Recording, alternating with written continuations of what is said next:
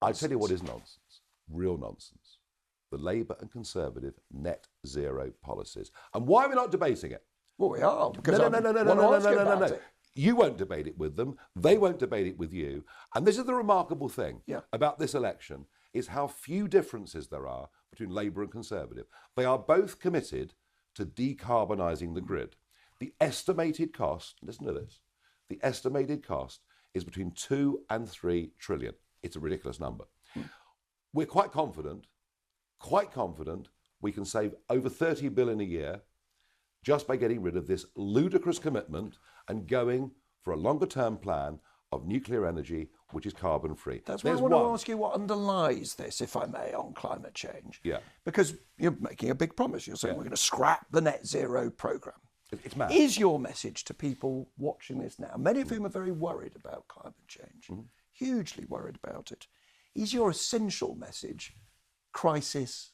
What's crisis? No, I mean, I do think ever since the late 1980s that perhaps there's been a bit of hype around this, and I think, you know, that perhaps is wrong. Now, what have we got people, you know, spraying Stonehenge with orange powder? Because all we ever talk about is fear rather than solutions. So is David Attenborough wrong and Nigel Farage is right? No. I'm not arguing the science. I'm arguing... Well, you are. I am not arguing the science. Well, if you say it's not really a crisis, we don't really need to do anything about it. No. I didn't say that. I said we spend too much time hyperventilating about the problem rather than thinking practically and logically what we can do. You said climate change was a hype, Mr. Farage. I heard you say. Do you still think what you used to think of the king? You said the king was an eco-loony. Do you still think the king's an eco-loony? The king, I mean, he wasn't the king then. I can't speak ill of the monarch, obviously. But he did used to say... You said he was stupid. He did used to say that carbon dioxide was a pollutant, which I thought was a very stupid comment. Here's the point. If it's going to lead the planet to burn, it's not a bad word, is it? Right. Listen. We've deindustrialised. Our steel works close. Where do they go? India. The same steel gets produced in India under lower environmental standards and then shipped back to us.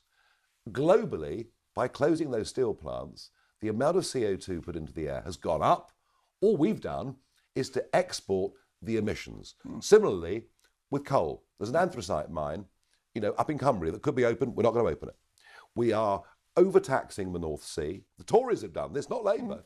Chevron, after 60 years, have left. So we will be using, even those who are most worried about this will tell you, we'll be using oil and gas in 2050. But my argument is that we should... Your argument is David Attenborough is wrong and the king is wrong. We're clear about that. No, the king is wrong to say CO2 is a pollutant. That is wrong, clearly. We have to move on, Mr. Farage. If we go for nuclear energy, and you know, you and I both know, Rolls-Royce are making amazing strides with small modular reactors, we will then have electricity production that produces zero carbon. Understood.